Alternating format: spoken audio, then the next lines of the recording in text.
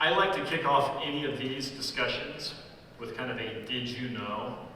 So I had prepped by doing my research previous to this, and I was going to have a fact that was given to me as a fact, which is, did you know that there are more people alive today than have ever died? And I thought, wow, that's a really cool fact, right? Because you're going to see I'm going to be able to play off of that and get to. So I'm sitting in the back of the room about 15 minutes ago, and I'm doing some quick research. Like this, I need this to be true, and it's nowhere near true. So that kind of threw my world into a little bit of an anxious tizzy. And I found another fact, which is the national animal of Scotland is what? Anybody know? The unicorn. And so the tie back there is going to be, when it comes to cybersecurity and data protection, there is no one size fits all, as we're going to discuss. And that's kind of a unicorn, right? So there is no unicorn. But the original did you know is going to be there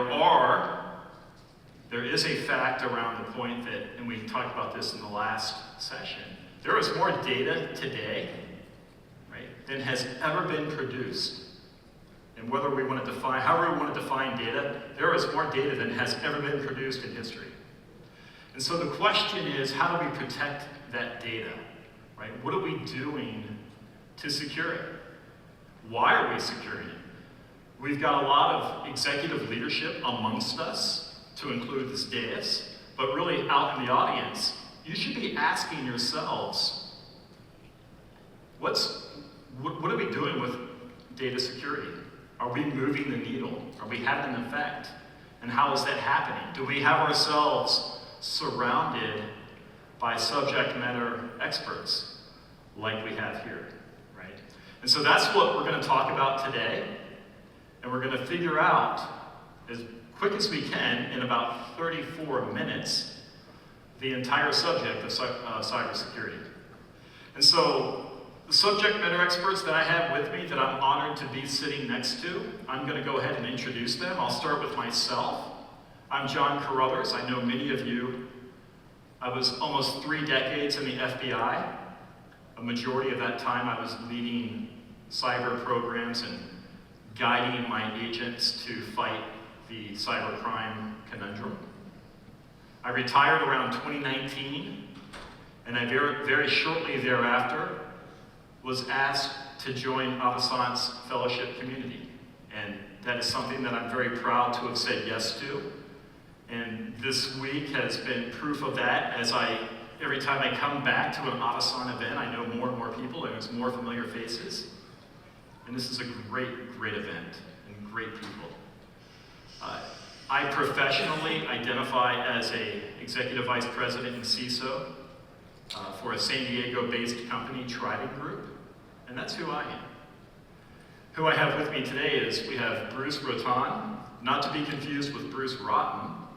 So Bruce Roton, who is a chief trust officer, AKA a CISO, for CyberProof. We have Steve Kozman, who is a tremendous expert in this field. And Steve is working for Athene as a CISO, Director of Security, IT, Risk, and Compliance. We have Konrad Fellman. Say hi, Konrad. There we are. Konrad is a Senior Vice President and CISO for Cubic Corporation. And last but not least, we have Alexandra Landegger. Did I nail it? Nailed it. Awesome. So Alexandra is a Director of IT and CISO for Collins Aerospace. And so with that, let's go ahead and jump in to our discussion. Since we now, I think I almost got it right, we have about 34 minutes to solve this problem. So what I want to start off with is, when I address all of you, I view you as security experts, right? Security leaders in our field. And so I want to give each of you an opportunity to spend 1 or 2 minutes providing your cybersecurity State of the Union address. And the challenge that I throw out to you is to work in or talk about the challenges that you see in your field and in your organization? And what questions are you having to answer to? So, work with that. I'll start with you, Bruce. Okay. I think really the state of the union is the trends are the trends. They're still the same.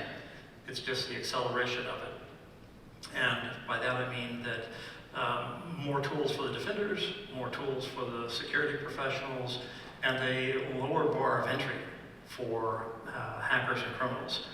When I first got involved in security in the mid-'80s, my first foray into that was hacking into a VAX VMS system. And at that point in time, I had to know how to write code. In fact, I had to know how to write assembler level code and write macro so that I could do that job.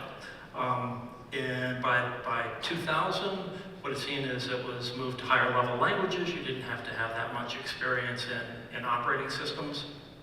By the mid-teens, you could go to a dark website and download some malware, do some modification to it. You had to know how to compile it, you had to know how to launch it, but the bar kept coming down.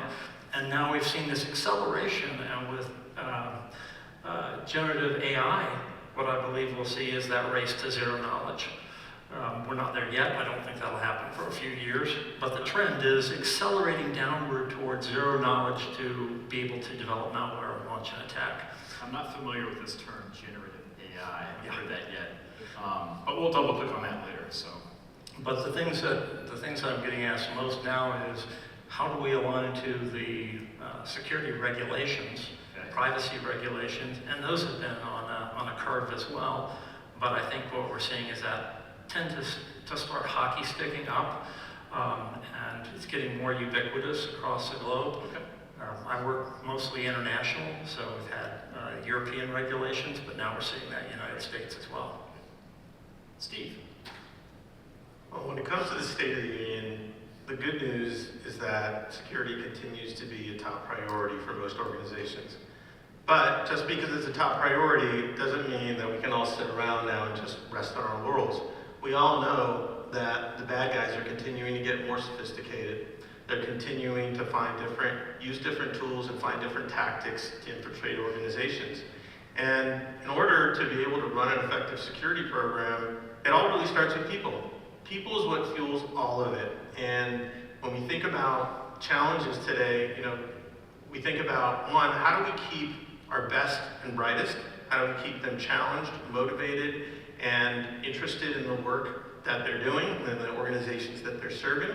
And then two, how do we attract the best and the brightest for the positions that we need? So talent management is a real issue. There's a huge shortage of professionals in this space, and it's something that we have to keep our eye on the ball with. Third-party risk is another big area. When we used to think a lot about third-party risk, it was around, how do we ensure that the partners that we use and trust, keep information protected, private, safe. And then we started seeing different types of attacks like ransomware, take down third parties that we rely on every single day to be able to run our businesses. So that threw another different angle on it. And then you go so far as looking at supply chain risk. Look what happened in the SolarWinds incident not too long ago. And that even shows what types of threats and the damage that could potentially result from a supply chain attack, and what type of adversary you're dealing with, especially when it comes to state-sponsored actors. So those are big ones, and then I completely agree with Bruce that the regulatory environment is continuing to evolve and change, and we have to ensure that we're on top of that, well in advance, and can comply as needed. I like that. Alexandra. See, you thought I was going to go Konrad. You thought I was going to say Konrad, didn't you? Was ready, but here we go. All right, so when I first joined Collins about 3 years ago, some of my team members asked me, how does having an international relations degree prepare you to be a CISO? And my response is, cyber is geopolitics playing out in the digital domain. And as Collins is part of the world's largest aerospace and defense company, Raytheon, this has become more and more true in the last 3 years that I've been in this role. understanding the nuances of everything that we learned about from Kevin this morning. How does that play out in what we're doing? That drives our risk management approach. It's one of many threat actors, certainly. We've also got to look internally. We've got to look at criminal activity that continues to evolve, and sort of commodity attacks that we've never seen at this level, at this scale before. But geopolitics is certainly a key driver in a whole new way. The other big theme that I would harp on is the convergence of cyber risk across IT, OT, and product security. Threat actors don't care whether they're attacking this part or that part of you. They'll use an HVAC system to get into your IT networks to be able to access credit card info, as we saw with Target, for example. All you need is to find the weakest entry point in, and then you traverse across. So within our orgs, how can we bring this collective mindset together to approach cyber across the ecosystem? Love And now, we'll bounce So that you way. went, yes, you almost went state of the globe address with your geopolitical talk. We try. Global company. Okay, duly noted. Konrad. Oh, my turn. Yeah, I think cyber today is so much different than it used to be when I started, and this over 20 years ago. It used to be simple. You did the basics. You got your firewall, antivirus, everything's good, right? And it used to be the Department of No, right? Every time someone would ask you for something, can I do this? No. And they just leave, and there's no argument. So it's changed a lot because there's a lot more technology out there, I think, that people want to use. It's just so much more accessible, right? 20 years ago, you get your company laptop, it comes with all the software you need, and that was it. There was nothing else to get, right? Unless you had to go through procurement, get another CD, load up some more software. Now you have the prevalence of all the SaaS applications out there, so trying to figure out where all your data is going.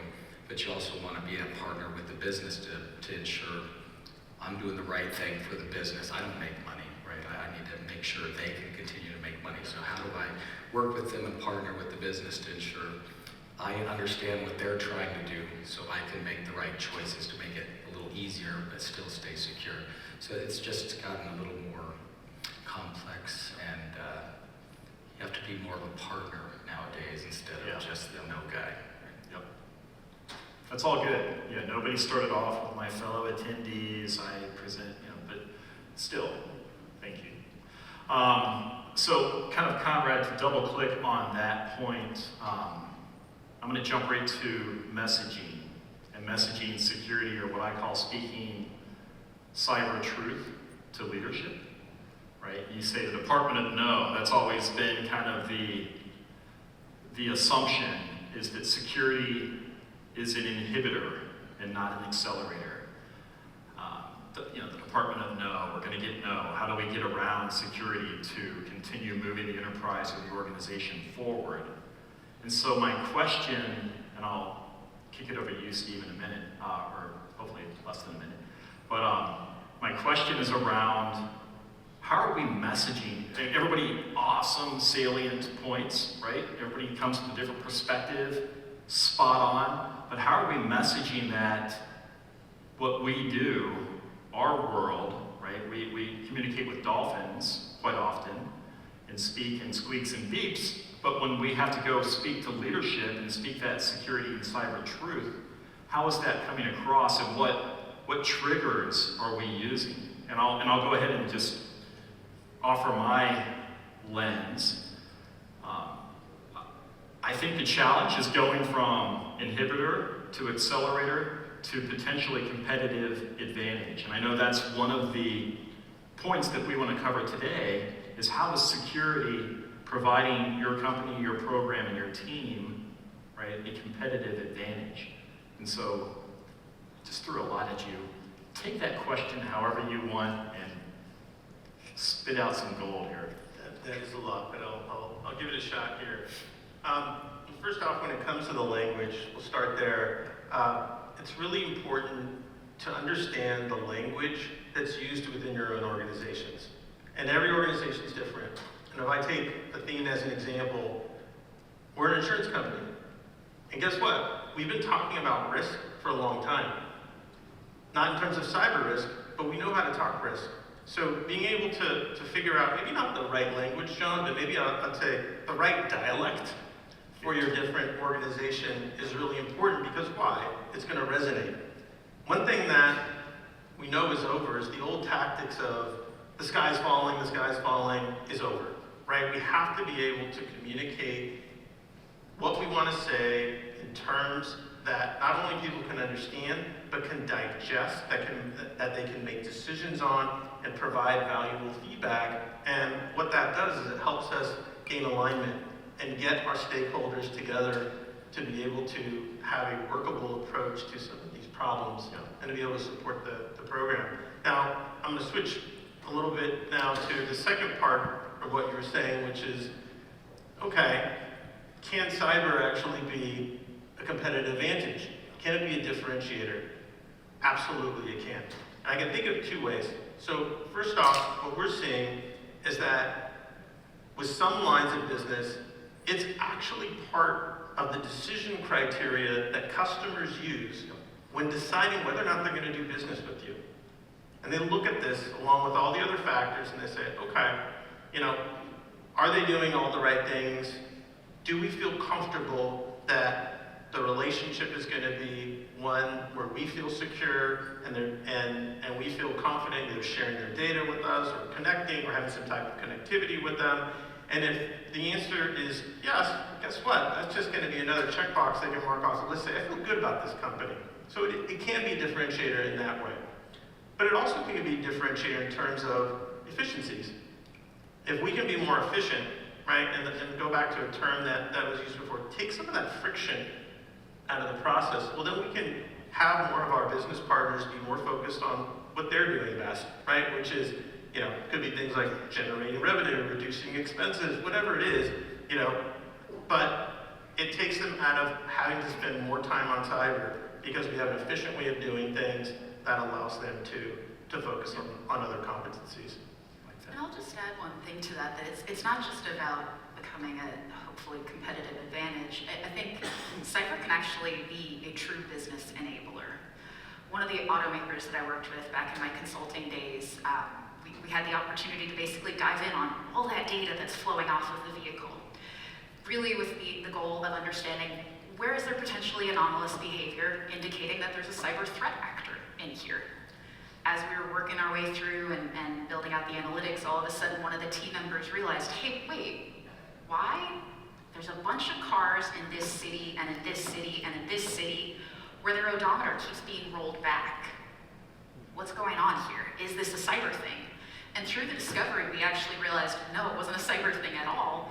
In fact, it was a series of fraud cases where people were just rolling back their odometers so that way they could still be under warranty.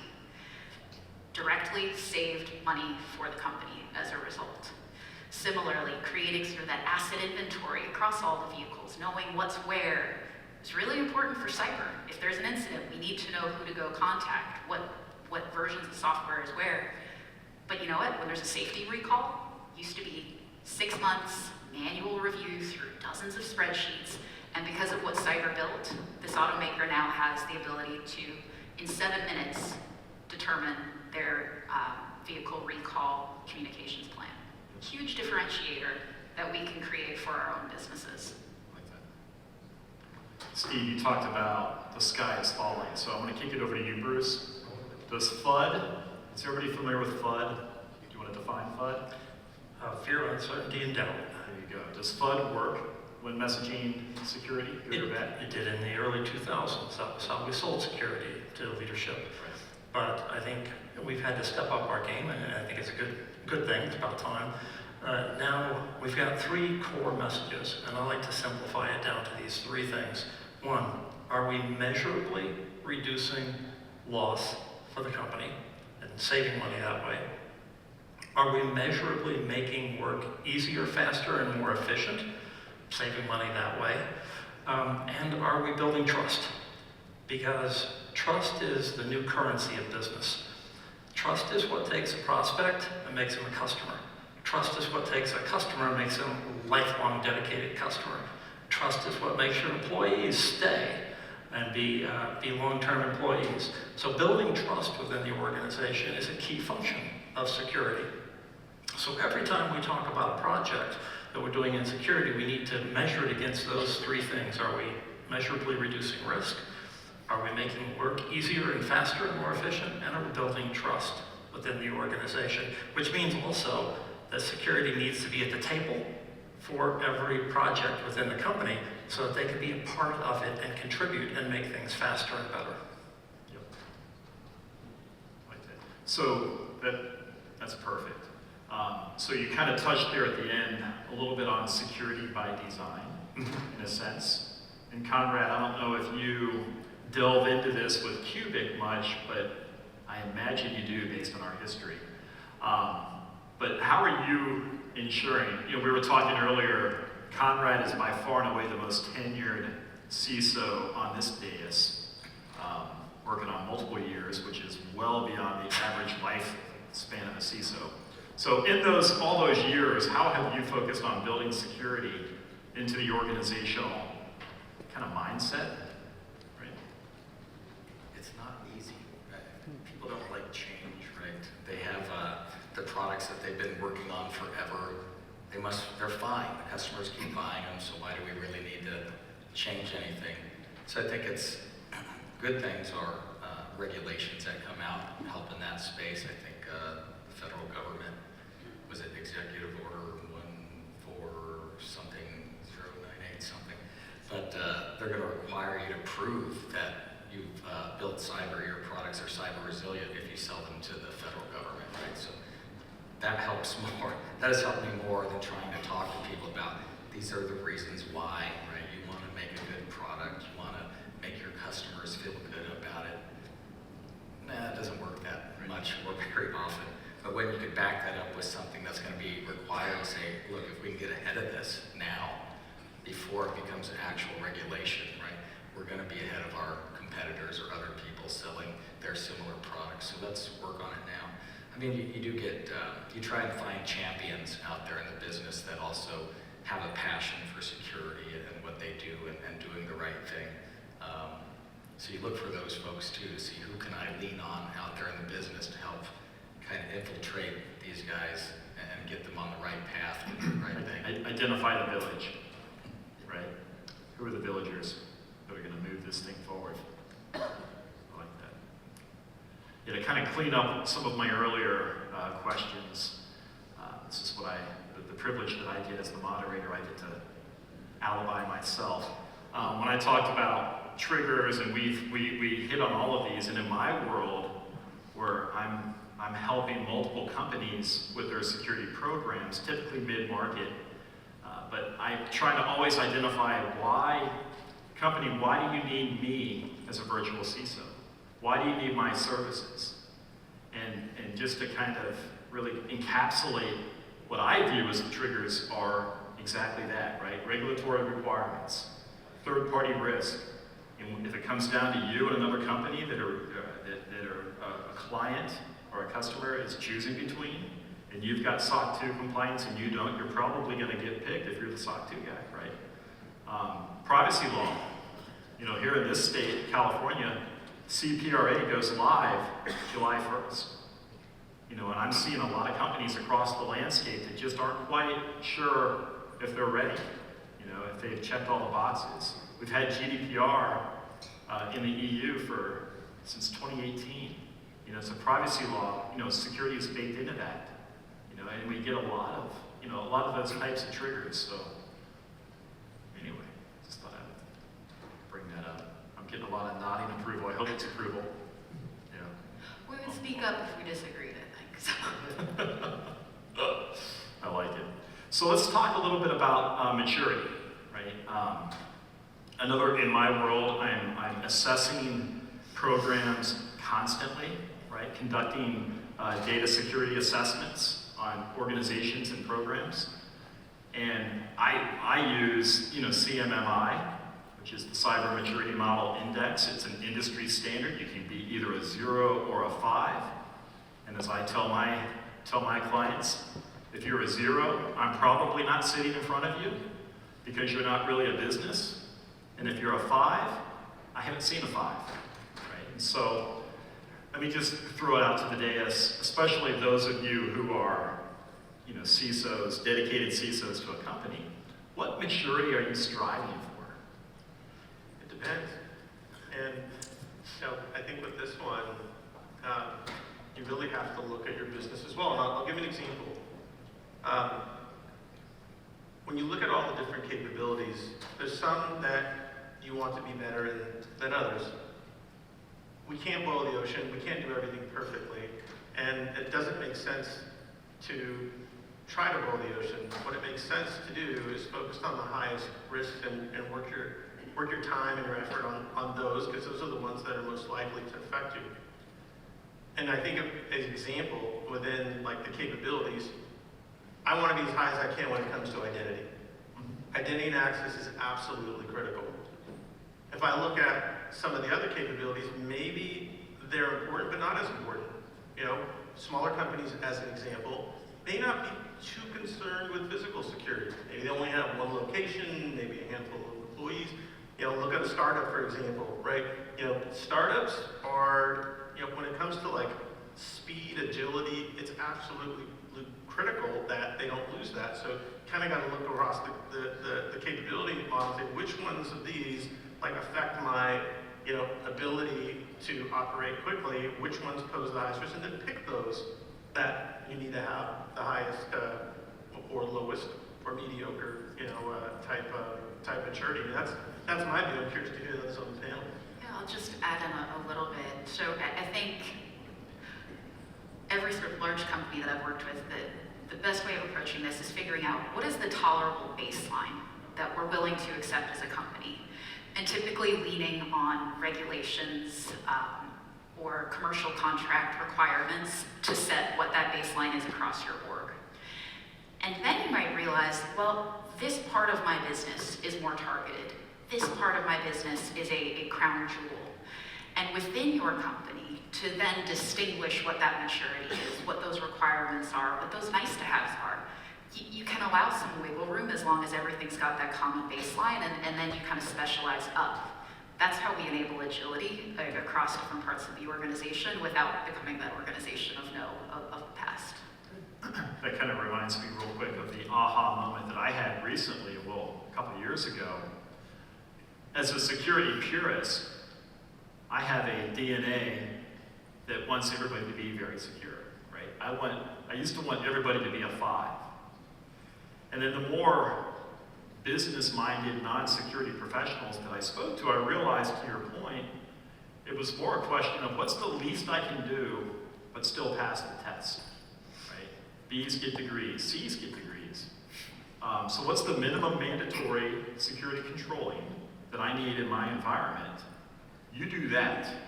I don't have enough money to become a 5. I don't have the resourcing to dedicate towards a higher maturity score than I need for my company. And I agree with that. The risk, aligning to risk. I can't believe we're at the 11-minute mark and we just heard risk for the first time.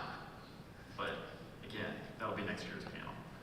We're going to say something, Bruce? Yeah, I think there's 2 areas that I look at now in terms of maturity. And the classic maturity models of alignment to or measurement against a framework is, that's 2000s.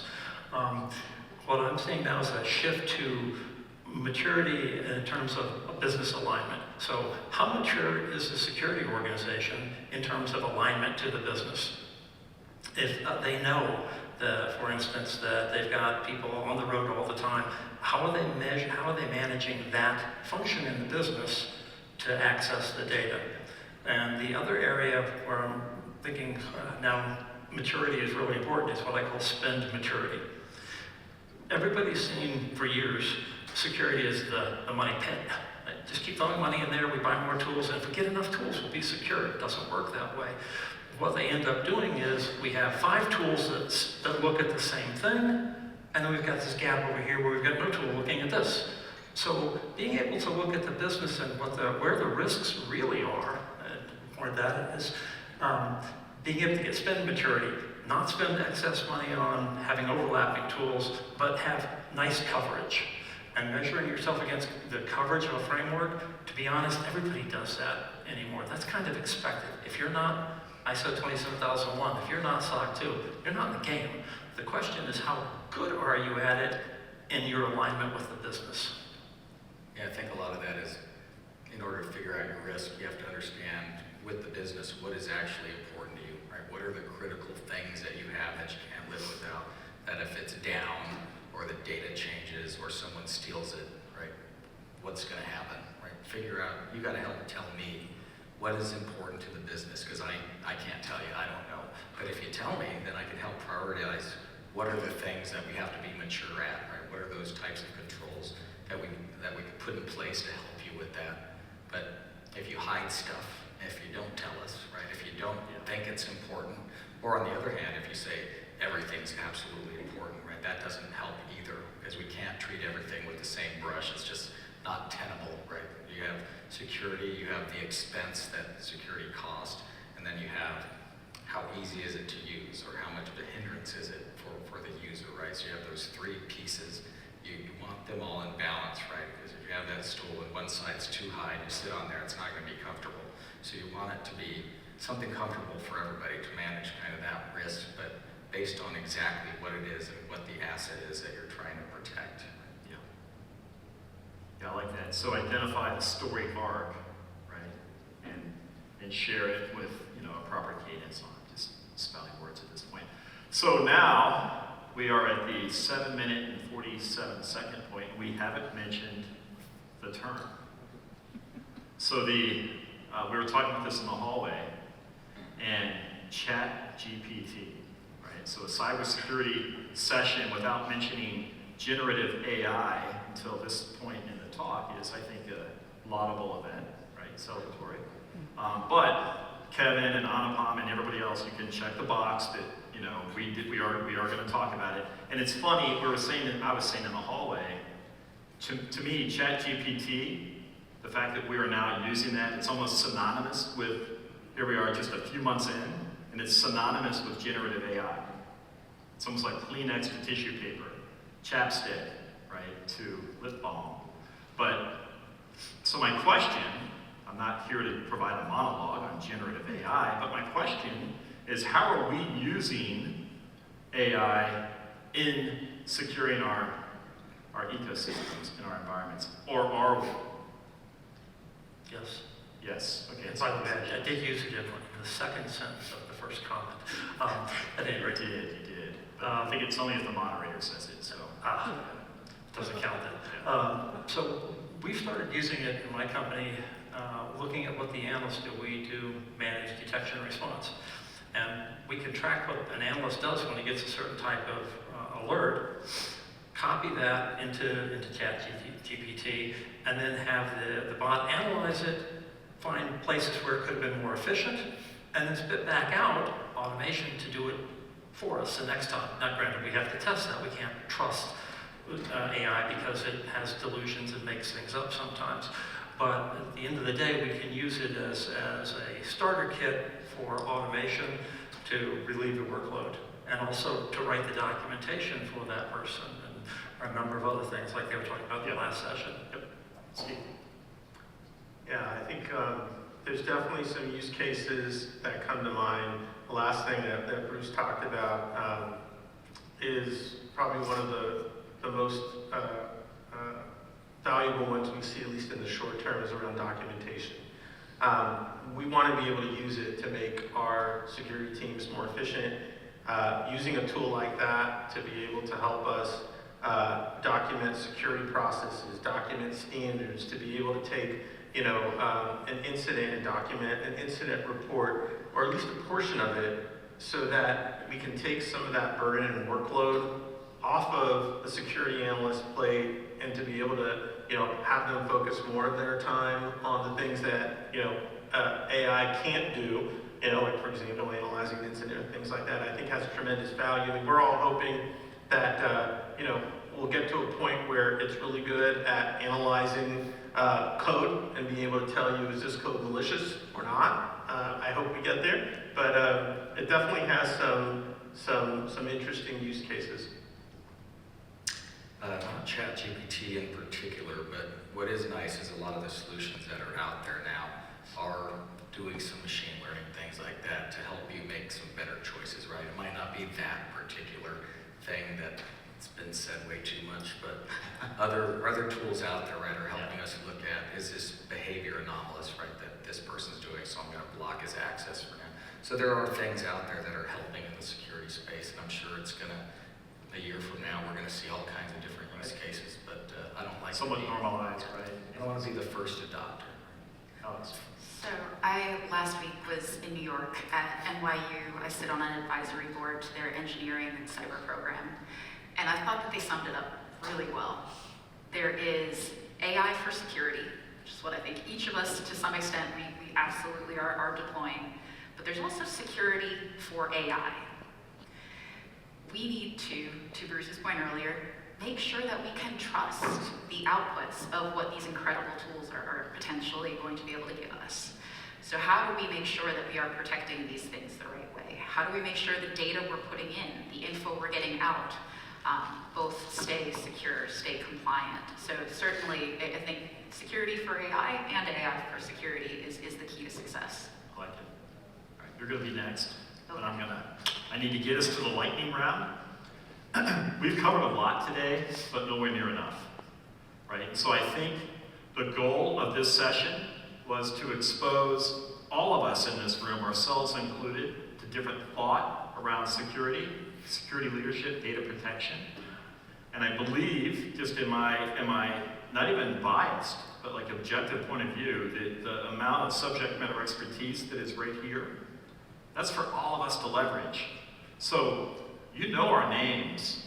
Go find us on LinkedIn, connect with us, ask us questions, leverage us, right? These are all, you know, my job as moderator is kind of controlled chaos, right? To try to ask a lot of questions, but with a goal in mind, and the goal was to expose our knowledge base to you, so leverage that, please.